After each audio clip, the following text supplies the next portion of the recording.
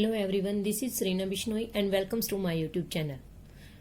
और आज हम करने वाले हैं एचटेट पीजीटी केमिस्ट्री 2017 का जो सॉल्यूशन वाली हमारी सीरीज चल रही थी उसकी वीडियो नंबर 2। देखिए, हमने लास्ट क्वेश्चन जो है लास्ट वीडियो में हमने क्वेश्चन नंबर 95 तक हमारा कंप्लीट सोल्व कर लिया था। आज हमें करना है क्वेश्चन नंबर 96। तो विदाउट एनी वेस्टिंग टाइम, ठीक है, देखिए आपके पास क्या आएगा। What will be the E naught cell from the following half cell reaction. ये आपके सामने पेपर है, आपको कह रहा है ये रिएक्शन दी गई है, दो हाफ सेल रिएक्शन कह रहा है, इसमें से ई नोट सेल की वैल्यू क्या आएगी। हमसे ई नोट सेल पूछा है। तो देखो, आपको ई नोट सेल निकालना है तो सबसे पहले हमें फॉर्मूला आना चाहिए कि ई नोट सेल निकालने का फॉर्मूला क्या है। तो देखिए ध्यान से कि ई नोट सेल निकालने का हमारे पास क्या फॉर्मूला होता है। वो हमारे पास फॉर्मूला होता है ये वाला, E naught cell is equal to E naught cathode minus E naught anode. ठीक है, ये आपको पहले ध्यान रखना है। ई नोट सेल का फॉर्मूला क्या होता है, E naught cathode minus E naught anode. अब देखो, अब हमारे पास ये आता है कि अब हम कैसे आइडेंटिफाई करें कि कौन सा कैथोड है कौन सा एनोड। तो आप यहाँ पर आइए, एग्जाम में देखिए, यहाँ पर आपको ई नोट की वैल्यू गिवन है, यहाँ पर भी ई नोट की वैल्यू गिवन है, जिसमें ये रिडक्शन पोटेंशियल होता है, जिसमें रिडक्शन पोटेंशियल की वैल्यू ज्यादा होती है। देखो आपके पास दो वैल्यू है, जहां पर रिडक्शन पोटेंशियल की वैल्यू ज्यादा, देखो ये मैंने लिखा हुआ है आपके सामने, रिडक्शन पोटेंशियल की वैल्यू ज्यादा इट मीन्स रिडक्शन, और रिडक्शन पोटेंशियल की value come it means oxidation. तो रिडक्शन पोटेंशियल की वैल्यू ज्यादा रिडक्शन, और रिडक्शन कहाँ होता है, कैथोड पर। तो ई नोट कैथोड की हम कौन सी वैल्यू लेंगे, हम कैथोड की वैल्यू वो लेंगे जहां पर रिडक्शन हुआ, और रिडक्शन कहाँ होता है जहां वैल्यू ज्यादा। मतलब हमारे पास ई नोट कैथोड क्या हुआ 0.77, तो हमने कैथोड की जगह वैल्यू पुट कर दी 0.77। और प्लस में हम क्या कहते हैं, हमारे पास फॉर्मूला क्या है माइनस, माइनस में हम क्या लेंगे ई नोट एनोड। ई नोट एनोड की वैल्यू कितनी है -0.76। तो -0.76 और माइनस यहाँ पे फॉर्मूले में आता तो माइनस माइनस क्या हो गया प्लस, और 0.76 किया हमने ऐड तो कितना आ गया 1.53 वोल्ट। तो अब आप अपना आंसर चेक कीजिए, ऑप्शन 1 नहीं होगा, ऑप्शन 4 नहीं होगा। 1.53 वोल्ट में बच्चे कंफ्यूजन हो सकते हैं, माइनस या प्लस। तो हमारा आंसर किस में आया, प्लस में। तो इसका करेक्ट ऑप्शन क्या हुआ, ऑप्शन नंबर 2। तो क्वेश्चन नंबर 96 का आंसर क्या आएगा, ऑप्शन नंबर 2। अब देखिए क्वेश्चन नंबर 97, ये मोस्ट इंपोर्टेंट क्वेश्चन है। ये मैंने अभी भी पीछे भी आर्मी पब्लिक स्कूल का पीजीटी केमिस्ट्री का एग्जाम दिया, उसमें भी कुछ इस तरह से पूछा हुआ था। तो कह रहे विच of the following aqueous solution have the lowest freezing point. आपको 4 सोल्यूशन दिए गए हैं, कह रहा है इनमें से किसका जो फ्रीजिंग पॉइंट है वो कम होगा, आपसे ये पूछा गया। तो देखो, जब इस तरह का क्वेश्चन आ जाए तो आपको क्या करना है, सबसे पहले आपको ये चेक करना है कि जो आपको क्वेश्चन दिया गया है उसमें आप ये चेक करोगे कि कौन सा इलेक्ट्रोलाइट है या नॉन इलेक्ट्रोलाइट। तो देखो, जो ग्लूकोज है, ग्लूकोज हमारे पास क्या होता है, नॉन इलेक्ट्रोलाइट, ये ब्रेकडाउन नहीं होता। सुक्रोज, सुक्रोज भी हमारे पास क्या होता है, नॉन इलेक्ट्रोलाइट, ये भी ब्रेकडाउन नहीं होता। तो सबसे पहले तो हम नॉन इलेक्ट्रोलाइट वाले ऑप्शन को कट ही कर देंगे। तो 2 ऑप्शन तो गए आपके पास। अब आपके पास बचे ऑप्शन 2 एंड ऑप्शन 4। ठीक है, देखिए आपको मैं ये नहीं कह रही आपको सॉल्यूशन कहीं भी मिल जाएगा, लेकिन पेपर को किस तरह से करें और कैसे करें मैं वो आपको साथ साथ बता रही हूँ। Option 1 and 3 cancel. अब आपके पास बचा option 2 and option 4। 0.1 molal NaCl and 0.1 molal barium chloride. अब हमें पता है कि हम इसको कैसे करेंगे। देखना ध्यान से, यहाँ पे आना, ये है आपके पास। यहाँ पर देखो, सबसे पहले आप क्या चेक करोगे कि इलेक्ट्रोलाइट है या नॉन इलेक्ट्रोलाइट। तो हमने चेक किया ग्लूकोज, ग्लूकोज का फॉर्मूला क्या होता है C6H12O6, ये क्या होता है नॉन इलेक्ट्रोलाइट, तो हम इसको यहीं छोड़ देंगे। फिर हमने सुक्रोज को चेक किया 0.1 मोलल सुक्रोज, सुक्रोज का फॉर्मूला क्या होता है C12H22O11, इसको भी ये नॉन इलेक्ट्रोलाइट है, यहीं छोड़ देंगे। 2 ऑप्शन कट हो गए। अब आपके पास 2 ऑप्शन बचे, एक सोडियम क्लोराइड एक बेरियम क्लोराइड। आप सबको पता है जब हम सोडियम क्लोराइड को ब्रेक करते हैं तो क्या लिखते हैं बताना, मैं यहीं कर देती हूँ। देखो Na positive plus Cl negative, तो कितने आयंस बने 2, कितने आयन बने 2, तो आई की वैल्यू कितनी हो गई आपके पास 2। ठीक है, यहां पर देखो 0.1 बेरियम क्लोराइड, हम क्या लिखेंगे barium 2 positive plus 2 Cl negative, तो कितने आयन बने बोलो, 2, 1 बेरियम के 2 क्लोरीन के, कितने आयन बने 3, तो आई की वैल्यू कितनी हो गई 3। ठीक है, अब देखो क्या करना होता है, हमारे पास क्या होता है, हमें क्या चेक करना है फ्रीजिंग पॉइंट। तो हम जानते हैं क्या कि delta TF is equal to KFMI। Delta TF किसके इक्वल होता है KFMI, KF तो कांस्टेंट है, M कितना आया मोलल, सोडियम क्लोराइड के लिए कितनी मोलैलिटी दे रखी है बताना 0.1, और I कितना दे रखा है 2, तो 2 इंटू में 0.1 कितना आ गया 0.2। ठीक है, फिर इसमें कितनी मोलैलिटी दे रखी थी, हमें कितनी वैल्यू आई थी हमारी 3, और मोलैलिटी कितनी 0.1, तो 0.1 इंटू में 3 कितना आ गया आपके पास 0.3 मोलर पार्टिकल। तो आप देखिए सोडियम क्लोराइड में हमें बना 0.2 मोलर पार्टिकल, और बेरियम क्लोराइड में हमें मिला 0.3 मोलर पार्टिकल। अब देखो डेल्टा TF क्या है, MI के डायरेक्टली प्रोपोर्शनल है, मतलब मैं ये कहूँ जिसके लिए MI की वैल्यू ज्यादा होगी उसके लिए डेल्टा TF की वैल्यू ज्यादा होगी। डेल्टा TF क्या है क्या है आपके पास डिप्रेशन इन फ्रीजिंग पॉइंट, क्या है आपके पास delta TF depression in freezing point. पर आपको क्वेश्चन को ध्यान से देखना है, इसने पूछा है फ्रीजिंग पॉइंट ना कि डिप्रेशन इन फ्रीजिंग पॉइंट, कि किसका फ्रीजिंग पॉइंट सबसे कम है। तो हमने बोला कि जिसमें एमआई की वैल्यू ज्यादा होगी उसका फ्रीजिंग पॉइंट ज्यादा होगा। बट हम एक चीज जानते हैं, ये वाला फॉर्मूला आप सब जानते हो क्या, कि delta TF is equal to TF naught minus TF, और ये टीएफ है हमारे पास क्या फ्रीजिंग पॉइंट। तो आपसे वो ये पूछ रहा है जिसकी डेल्टा टीएफ की वैल्यू ज्यादा होगी उसके लिए टीएफ की वैल्यू क्या होगी, कम। ठीक है, तो ये आ गया टीएफ की वैल्यू कम, मतलब एमआई की वैल्यू जिसकी ज्यादा होगी उसका फ्रीजिंग पॉइंट सबसे कम होगा। तो बताओ 0.2 ज्यादा या 0.3, तो 0.3 मोलर पार्टिकल ज्यादा हुए तो एमआई की वैल्यू ज्यादा, इट मीन्स उसका फ्रीजिंग पॉइंट लोएस्ट। तो हमारे पास आंसर क्या आया, हमारे पास आंसर आया बेरियम क्लोराइड। क्या आया, barium chloride, means option number 4 is the correct option. कौन सा option, option number 4 is the correct option. तो इसका करेक्ट ऑप्शन क्या, ऑप्शन नंबर 4। तो जब भी इस तरह का क्वेश्चन आता है तो आपको क्या चेक करना है, आपको यही चेक करना है कि कौन इलेक्ट्रोलाइट है फिर कौन नॉन इलेक्ट्रोलाइट, और फिर आपको ये रिलेशन दिमाग में रखना है। ठीक है, ये हो गया। तो ये इलेक्ट्रोकेमिस्ट्री से था, ये सॉल्यूशन चैप्टर से था क्लास 12th के। अब देखिए क्वेश्चन नंबर 98, ये केमिकल काइनेटिक्स से आ गया, कंटिन्यू चल रहा है 2nd, 3rd, 4th चैप्टर। ठीक है, केमिकल काइनेटिक्स से क्वेश्चन क्या कह रहा है देखना, 75% of A reaction of the first order was completed in 32 minute. First order की रिएक्शन की 75% 32 मिनट में कंप्लीट हो गई। What is the time for completion of half year of the reaction. देखो हाफ ईयर पूछ रहा है, और हाफ ईयर के लिए आपको याद होना चाहिए क्या, टाइम पूछा ना इसने, तो टी हाफ क्या होता है 0.693 अपॉन में के, हमारे पास ये होता है। ठीक है, तो अब हमें क्या चाहिए, हमें के की वैल्यू चाहिए। के की वैल्यू कहां से आ जाएगी, इसने कौन सी रिएक्शन बोली है, फर्स्ट ऑर्डर। तो देखिए हम इसे कैसे सोल्व करेंगे। ठीक है, यहां पर आओ, देखो फर्स्ट ऑर्डर के लिए हमारे पास क्या रिलेशन होता है, हम बोलते हैं क्या, के इज इक्वल टू 2.303 अपॉन में टी लॉग ए बाय ए माइनस एक्स। 2.303 अपॉन में टी, टाइम देखो इसने दिया हुआ है, फर्स्ट ऑर्डर कितने मिनट में, 32 मिनट में कंप्लीट हुई है। ठीक है, लोग ए होता है जो हम स्टार्टिंग में कंसंट्रेशन लेकर के चले कितने 100, और कन्वर्ट कितना हो गया, रिएक्शन कितनी कंप्लीट हो गई है 75%। तो देखो स्टार्टिंग में हम जो लेकर के चले थे रिएक्शन, आप ध्यान से समझना, तब हम ये लेकर के चले थे 100 मोल। अब कह रहे कि 75% कंप्लीट हो चुकी है, मतलब हमारा प्रोडक्ट बन गया 75%। तो कितना बचा होगा, 100 माइनस में 75, कितना बचा होगा हमारे पास 25। तो हमारे पास यहाँ पर क्या आएगा, देखो 100 बाय 25, 25 को यहाँ पर आ गया 4, क्या आ गया आपके पास, देखो 25 को इससे कैंसिल करोगे 4, log 4, log 4 को हम क्या लिख सकते हैं 2 log 2, क्या लिख सकते हैं, देखो 2 log 2, तो 2 तो एज इट इज है, log 2 की वैल्यू कितनी होती है 0.3010। तो के की वैल्यू आ गई, के की वैल्यू इस फॉर्मूले में पुट कर दो। जब आप इसको पुट करोगे तो आपके पास आंसर क्या आ जाएगा 16 minute, means which option is the correct, option number first 16 minute. Clear. उसके बाद देखिए question number 99, most important question है, चाहे आप कोई भी पेपर दो, चाहे पीजीटी केमिस्ट्री का, चाहे एनवीएस का दो, आर्मी का दो, केवीएस का दो, आरपीएससी का दो, एचटेट दो, उसके अंदर आते ही आते हैं इस तरह के क्वेश्चन। क्या कह रहा है देखो, लिस्ट 1 और लिस्ट 2 को आपको मैच करना है, xenon O3, xenon F6, xenon OF4, xenon F2। ठीक है, ये दिया हुआ है, इनकी हाइब्रिडाइजेशन आई हुई है, आपको मैच करना है। तो देखो मेरी बात ध्यान से सुनो, अब की बार इसने मैचिंग में इनके हाइब्रिडाइजेशन पूछ ली, नेक्स्ट टाइम हो सकता है आपको इसके स्ट्रक्चर दे दे या लोन पेयर बॉन्ड पेयर पूछ ले। तो ये ना इसको निकालने का एक बहुत ही इजी मेथड होता है, बहुत ही एक शॉर्टेस्ट ट्रिक होती है जिससे बहुत इजिली हो जाता है। अभी तो मैं आपको इसका आंसर बता रही हूँ, अगर आपको वो चाहिए कि इनका शॉर्टेस्ट ट्रिक चाहिए कि हम कैसे निकालते हैं तो आप मुझे कमेंट करके बता सकते हैं, फिर मैं वो वीडियो अपलोड कर दूंगी। तो देखिए जिनोन O3, ये ठीक है, हमें किसकी निकालनी है, जिनोन O3। तो जिनोन O3 का ये स्ट्रक्चर होता है पिरामिडल, इसकी हाइब्रिडाइजेशन होती है sp3। ठीक है, और इसके पास कितना लोन पेयर, 1। ठीक है, उसके बाद देखो जिनोन F6, ये रहा आपके पास जिनोन F6 है, ये जिनोन F6 की जो होती है डिस्टोर्टेड ऑक्टाहेड्रल, हाइब्रिडाइजेशन होती है sp3d3, लोन पेयर होता है 1। उसके बाद हमारे पास है जिनोन OF4, जिनोन OF4 की हाइब्रिडाइजेशन होती है sp3d2 और स्क्वायर पिरामिडल होता है, ये लोन पेयर होता है 1। Xenon F2 sp3d linear hybridisation होती है, और ये आपके पास sp3d होता है, इसके पास 3 लोन पेयर होते हैं। अब ये कैसे आए, कैसे निकल जाते हैं, आप मुझे बता सकते हो, फिर मैं आपको इसकी अलग से वीडियो बना दूंगी कि आप कैसे हाइब्रिडाइजेशन, लोन पेयर और ज्योमेट्री निकाल सकते हो। तो अब हमें मैच करना है, तो इसके जब हम मैच करेंगे तो हमारा इसका करेक्ट ऑप्शन आएगा ऑप्शन नंबर 3rd। ठीक है, ये हो गया आपके पास क्वेश्चन नंबर 99। अब देखिए हमारा नेक्स्ट क्वेश्चन, क्वेश्चन नंबर 100 क्या कह रहा है, which structure of protein is related to the specific sequence of amino acid. Amino acid के स्पेसिफिक सीक्वेंस से कौन सा स्ट्रक्चर रिलेटेड होता है। देखो जो प्रोटीन होता है ना, उसके हमारे पास 4 टाइप के स्ट्रक्चर होते हैं, प्राइमरी स्ट्रक्चर, सेकेंडरी और टर्शियरी और क्वाटरनरी।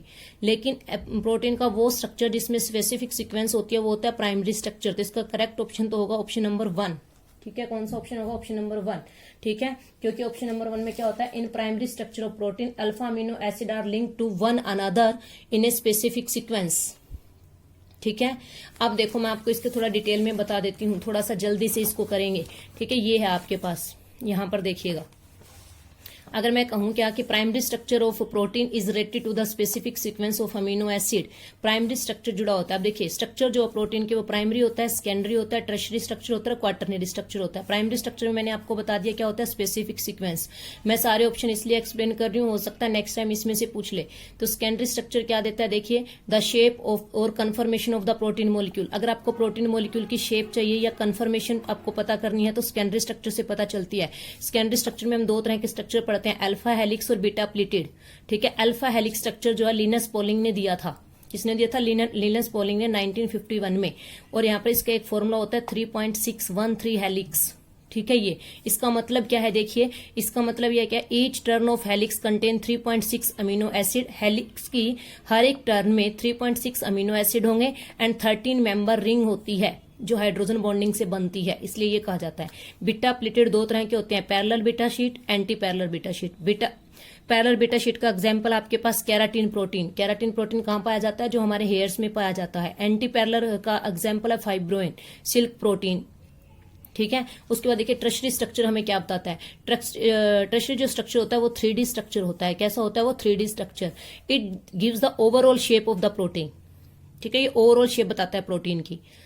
अब यहां आ जाओ क्वार्टरनरी पर। It determine the number of sub units and their arrangement in aggregate protein molecule. ये प्रोटीन मोलिक्यूल्स के अंदर कितनी सब यूनिट्स हैं और किस तरह से वो एग्रीगेट हो रखी हैं उसके बारे में बताता है।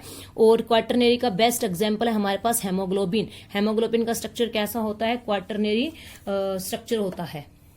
ठीक है, तो ये आपको ध्यान रखना है। तो ये था आपके पास क्वेश्चन नंबर 100।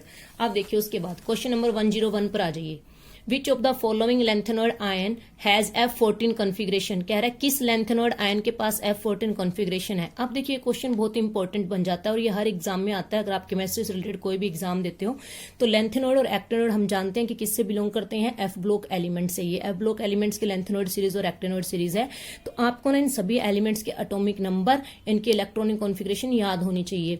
और इनके एटॉमिक नंबर और इनके इलेक्ट्रॉनिक कॉन्फ़िगरेशन और हम इन एलिमेंट्स को कैसे याद कर सकते हैं, इसके लिए मैंने ऑलरेडी मेरे चैनल पर वीडियो अपलोड कर रखी है, आप वहां से देख सकते हैं। बहुत हेल्पफुल रहेगी, सिर्फ 5 या 7 मिनट्स की वीडियो है, तो आप उसे बहुत इजीली ग्रैब कर लेंगे। तो अभी देखो मैं बता देती हूँ हम इसकी कैसे कैलकुलेट करेंगे। तो देखिए जो लैंथेनम होता है आपके पास, ध्यान से देखिएगा, जो लैंथेनम होता है उसका एटॉमिक नंबर आपके पास होता है 57। ठीक है, देखो मैं यहाँ पर लिख देती हूँ, लैंथेनम का एटॉमिक नंबर होता है 57 और आपके पास जो सीरियम है 58 और यट्रिबियम का होता है 70। कितना होता है? 70। अब देखिए 57 है, इसकी इलेक्ट्रॉनिक कॉन्फ़िगरेशन ये होती है लैंथेनम की 5d16s2। लेकिन आपसे क्या पूछा है इसने? आप पेपर में देखो लैंथेनम 3 पॉजिटिव पूछा है, इसका मतलब क्या होगा? 2 और 1 ये गए आपके पास। ठीक है, लैंथेनम 3 पॉजिटिव पूछा है इसने। लैंथेनम 3 पॉजिटिव पूछा तो आपके पास इसकी इलेक्ट्रॉनिक कॉन्फ़िगरेशन क्या आ गई? 5d0 4f0। ठीक है, ये आ गई आपके पास। 2 और 1 गए 3, तो ये। उसके बाद सीरियम की इलेक्ट्रॉनिक कॉन्फ़िगरेशन ये होती है, इसने पूछा है 4 पॉजिटिव पूछा है तो 4f0। यट्रिबियम की इलेक्ट्रॉनिक कॉन्फ़िगरेशन होती है ये वाली 4f14 5d0 6s2। लेकिन जब आपको क्या चाहिए? यट्रिबियम 2 पॉजिटिव, तो 2 गए यहां से 4f14 और अगर 3 जाएंगे तो 4f13। आपसे इसने क्या कहा था क्वेश्चन में? वो बताना है जिसके F14 हो। F14 किसकी आ गई? यट्रिबियम 2 पॉजिटिव की। ठीक है, तो ये हो गया आपके पास। देखो इसको कैसे इनकी इलेक्ट्रॉनिक कॉन्फ़िगरेशन आपको याद रखने, मैंने ऑलरेडी इसकी वीडियो अपलोड की है, वहां से देख सकते हैं, बहुत हेल्पफुल रहेगा आपको। ठीक है, उसके बाद देखिएगा हमारा नेक्स्ट क्वेश्चन नंबर 102 कह रहा है when an aryl halide is treated with the very strong basic amide ion. देखिए अराइल हैलाइड को जब अमाइड आयन के साथ ट्रीट किया गया, मैं यहां पर लिख रही हूं, इसको साथ साथ एक्सप्लेन कर रही हूं। कह रहा है व्हेन अराइल हैलाइड। ठीक है, तो देखिए अराइल हैलाइड्स क्या होते हैं अगर मैं बात करूं आपके पास, तो ये होता है अराइल हैलाइड मीन्स, मान लो मैंने ये ले लिया आपके पास क्लोरीन। ठीक है, इस अराइल हैलाइड को जब आपने ट्रीट किया, किसके साथ ट्रीट किया जी? ये H हो गया, बेसिक अमाइड आयन के साथ करें। अमाइड आयन क्या होता है? NH2 negative. बेस का क्या काम होता है? To abstract the proton. Proton abstract करेगा, अपने इलेक्ट्रॉन यहां देगा, यहां से क्लोरीन चला जाएगा और आपके पास ये बन जाएगा। ठीक है, ये बन गया और इसको ये इंटरमीडिएट बना, इस इंटरमीडिएट को हम बोलते हैं बेंजाइन। क्या बोलते हैं? बेंजाइन। समझ में आई बात? ये इंटरमीडिएट बन गया।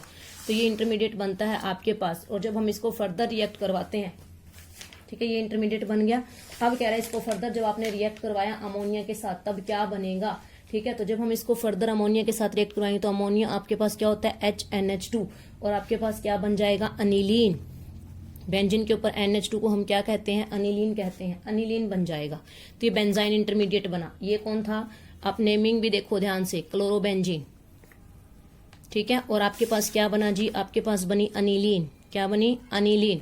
तो देखिए क्या कह रहा है, ये कौन सा कह रहा है, तो अमाइड आयन लिक्विड अमोनिया, यहां पर हमने अमोनिया लिया हुआ है, लिक्विड अमोनिया, ठीक है। तो it is converted into the aniline, कह रहा है ये अनिलीन में कन्वर्ट हो जाता है। And the intermediate in the reaction, reaction में कौन सा इंटरमीडिएट बनेगा, तो क्या आंसर आया बेंजाइन। कौन सा इंटरमीडिएट बनेगा, बेंजाइन। अब सुनो मेरी बात, क्योंकि हो सकता है नेक्स्ट टाइम पेपर में वो ये पूछ ले कि when aryl halide is treated with very strong basic amide which product is obtain, कौन सा प्रोडक्ट बनेगा, तो भी आपको याद रखना क्या बनता है, अनिलीन बनता है। किसके थ्रू बनता है, बेंजाइन इंटरमीडिएट के थ्रू। ये होता है जी आपके पास बेंजाइन इंटरमीडिएट। क्लियर। उसके बाद देखिए नेक्स्ट 103 क्वेश्चन को देखिए क्या कह रहा है, with dilution the molar conductivity of A solution, dilution के साथ मोलर कंडक्टिविटी पर, सॉल्यूशन के मोलर कंडक्टिविटी पर क्या फर्क पड़ता है। तो देखो मोलर कंडक्टिविटी जो होती है उस पर क्या फर्क पड़ता है, अभी मैं आपको दिखाती हूं, आप यहां आइए। सबसे पहले मैं ये बताती हूँ कि conductivity decrease with decrease in concentration, conductivity decrease होती है कंसंट्रेशन के डिक्रीज करने से। क्यों, because number of ions per unit volume decreases on dilution, ठीक है। लेकिन यहाँ पर बात किसकी हुई देखना, कंडक्टिविटी की। लेकिन वो हमारे से पेपर में क्या पूछ रहा है, वो पूछ रहा है मोलर कंडक्टिविटी। तो मोलर कंडक्टिविटी क्या होती है बच्चे, मोलर कंडक्टिविटी का फॉर्मूला होता है delta M is equal to kappa cross V. Kappa है कंडक्टिविटी, मतलब कंडक्टिविटी को वॉल्यूम से इंक्रीज कर दिया, तो मोलर कंडक्टिविटी बढ़ती है जब हम डाइल्यूशन बढ़ाते हैं। तो ये दो क्वेश्चन है आपको पेपर में ध्यान से देखना है। हमारा क्वेश्चन कंडक्टिविटी से रिलेटेड था, तो हमने कह दिया क्या कि जो कंडक्टिविटी है वो क्या होगी, इंक्रीज होगी डाइल्यूशन के बढ़ाने से। लेकिन अगर वो पूछ लेता मोलर कंडक्टिविटी इंक्रीज होती है डाइल्यूशन के इंक्रीज करने से, लेकिन जो कंडक्टिविटी है ना वो डिक्रीज होती है विद डिक्रीज इन कंसंट्रेशन, ठीक है। ये आपको ध्यान रखना है। उसके बाद देखो ये जो हमारे पास इक्वेशन है, ये ऊपर मैं आपको दिखा देती हूँ। आपका नेक्स्ट टाइम आपसे हो सकता है इक्वेशन पूछ ले, delta M C is equal to delta M naught minus B root C. इसे हम बोलते हैं डी बाय हक्कल एंड ओसगर इक्वेशन। ये किसके लिए होती है, स्ट्रॉन्ग इलेक्ट्रोलाइट के लिए होती है। किसके लिए होती है, स्ट्रॉन्ग इलेक्ट्रोलाइट के लिए। जब हम ग्राफ प्लॉट करते हैं डेल्टा एम सी के बीच में और सी के बीच में, तो हमारे पास ये ग्राफ आता है, ये आपको ध्यान रखना है। उसके बाद देखिए नेक्स्ट क्वेश्चन हमारे पास आता है क्वेश्चन नंबर 104। बहुत सिंपल है। क्या कह रहा है देखिए, the outer electronic configuration of niobium. आप देख पा रहे हो ऊपर से आप इलेक्ट्रॉनिक पूछा लेंथेनॉइड की, मतलब एफ ब्लॉक एलिमेंट की, नीचे इसने इलेक्ट्रॉनिक कॉन्फिगरेशन पूछ रही डी ब्लॉक एलिमेंट की। मींस क्या कि जो 118 एलिमेंट है पीरियोडिक टेबल में, उन सभी एलिमेंट्स की आपको इलेक्ट्रॉनिक कॉन्फिगरेशन हर हालत में आनी चाहिए, ठीक है। और बहुत इजी है 118 एलिमेंट याद करना और उनकी इलेक्ट्रॉनिक कॉन्फिगरेशन को भी याद करना। अगर आपको वीडियो हेल्पफुल लग रही है और अगर आप कहते हो तो देखो एफ ब्लॉक एलिमेंट तो मैंने कंप्लीट मेरे चैनल पे डाला हुआ है कि आप कैसे याद कर सकते हैं। अगर आपको चाहिए कि complete 118 element with tricks, short tricks, कैसे हम याद करें इनके एटॉमिक नंबर और इलेक्ट्रॉनिक कॉन्फिगरेशन, तो आप कमेंट में बता सकते हैं।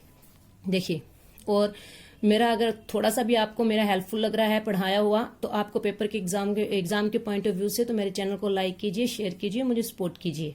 देखिए the outer electronic configuration of niobium पूछा है इसने। अब नायोबियम किसके नीचे आता है, वेनेडियम के नीचे आता है। मतलब ये कौन सी सीरीज का है, ये 4D सीरीज का है। देखो 4D सीरीज को हम कैसे याद कर सकते हैं, मैंने यहाँ पर पूरा लिखा हुआ है। मैं 4D देखो नायोबियम का पूछा है। नायोबियम की इलेक्ट्रॉनिक कॉन्फिगरेशन तो ये होती है 4D4,5S1। ऑप्शन 1 इसका करेक्ट है, पहले मैं आपको बता देती हूँ 4D4,5S1। बट अभी मैं आपको इसकी कंप्लीट करवा रही हूँ क्योंकि हो सकता है नेक्स्ट टाइम किसी और की पूछी हो। तो देखो आपके पास क्या है, नायोबियम का एटॉमिक नंबर 41 होता है, ठीक है, 4D4,5S1। लेकिन आप इस सीरीज को कैसे याद कर सकते हैं, ध्यान से देखना। यार जरा निब मोड़ ताकि रुकती रहे पढ़ाई। क्या कहा मैंने, यार जरा निब मोड़ ताकि रुकती रहे पढ़ाई। ये है आपके पास देखो, ठीक है, येट्रियम, ठीक है, zirconium, niobium, molybdenum, technetium, ruthenium, rhodium, palladium, फिर होता है सिल्वर और कैडमियम। ये हो गया। एटॉमिक नंबर क्या है, 39 से स्टार्ट करोगे, 40, 41, 42, 43, 44 ऐसे लिखते जाओगे 48 तक। एक बार राइट करके प्रैक्टिस कर सकते हो। फिर हमारे पास आएगा क्रिप्टोन। क्रिप्टोन का एटॉमिक नंबर होता है 36। 39 करने थे हमें पता है 4D सीरीज है, हमें पता है कौन सी सीरीज है, 4D सीरीज है। और हम क्या करते हैं बताओ, 4D सीरीज में क्या लिखते हैं हम ऐसा ही तो लिखते हैं ना कि 4D सीरीज है तो N-1D और NS ठीक है, तो 4D सीरीज है तो ये क्या हो जाएगा 5s, मतलब 4D और 5s में इलेक्ट्रॉन जाएंगे। s में कितने 2, पहले आपको ये ध्यान रखना है। तो देखो आपके पास क्या था 39, 36 तो क्रिप्टोन में ही हो गए, तो 2s में गई। 38 एक बचा किस में आ जाएगा d में, 4D1। अब आगे वाले में जाओगे तो 4D2 5s2। लेकिन यहाँ पर क्या सोचेंगे बच्चे कि यहाँ पर क्या आना चाहिए था। देखो अगर मैं एक्चुअल में देखूं, इसीलिए उसने क्वेश्चन दिया कि ये गलत हो बच्चों का। और देखिए क्या था कि 41 है, तो नायोबियम में हमारे पास क्या आना चाहिए था, हमारे पास आना चाहिए था 4D3 5s2, बट ऐसा नहीं होता। इसकी इलेक्ट्रॉनिक कॉन्फ़िगरेशन होती है 4D4 5s1। ये एक्सेप्शनल है, आपको माइंड में रखना है। 44 ना, अब देखो आगे वाले में भी यही फॉलो होगा 4D5 5s1। ठीक है, तो मतलब नायोबियम मोलिबडेनम में भी आपको ध्यान रखना है। उसके बाद टेक्टेनियम में सेम रहेगा।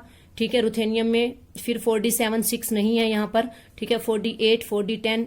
तो देखो यहाँ पर पैलेडियम की भी पूछ सकता है, बहुत बार पूछता है। पैलेडियम में 5s0 होता है, 4D10 5s0, और बाकी आगे सेम है। तो ये आपको ध्यान रखना है, जिन पर मैंने स्टार लगा रखा है ये एक्सेप्शनल इलेक्ट्रॉनिक कॉन्फ़िगरेशन है। एक बार राइट करके देखोगे माइंड में रह जाएगा। उसके बाद देखिए हमारे पास जो आता है क्वेश्चन नंबर 105।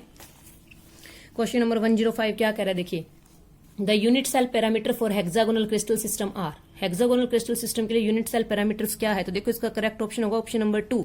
मैंने आपको बताया था सिर्फ इकलौता ऐसा क्रिस्टल सिस्टम है हेक्सागोनल जिसमें जो है 120 डिग्री बॉन्ड एंगल होता है। किसी भी ऑप्शन में 120 डिग्री नहीं है, तो आप डायरेक्ट कर सकते थे ये वाला ऑप्शन, ऑप्शन नंबर 2। वैसे ये 7 crystal system with axial length and axial angle कैसे लर्न करोगे वो भी मैंने वीडियो अपलोड कर दिया, आप वहां से देख सकते हो, आपको हेल्पफुल रहेगा। ठीक है, उसके बाद हमारा देखिएगा नेक्स्ट क्वेश्चन, क्वेश्चन नंबर 106। ठीक है, कौन सा क्वेश्चन आ रहा है आपके पास, question number 106। Misch metals are alloys of which of the following. Misch metal किसके अलोय हैं, देखो फिर से आ गया। मतलब जो DF ब्लॉक एलिमेंट है ना, ये बहुत इंपॉर्टेंट है, आपको बिल्कुल अच्छे से आना चाहिए। मिस मेटल किसके अलोय होते हैं, वो होते हैं लेंथेनॉइड्स के। इसका option number 2 is the correct option, lanthanoids. ठीक है, अब आप सुनेंगे कि मिस मेटल्स क्या होते हैं।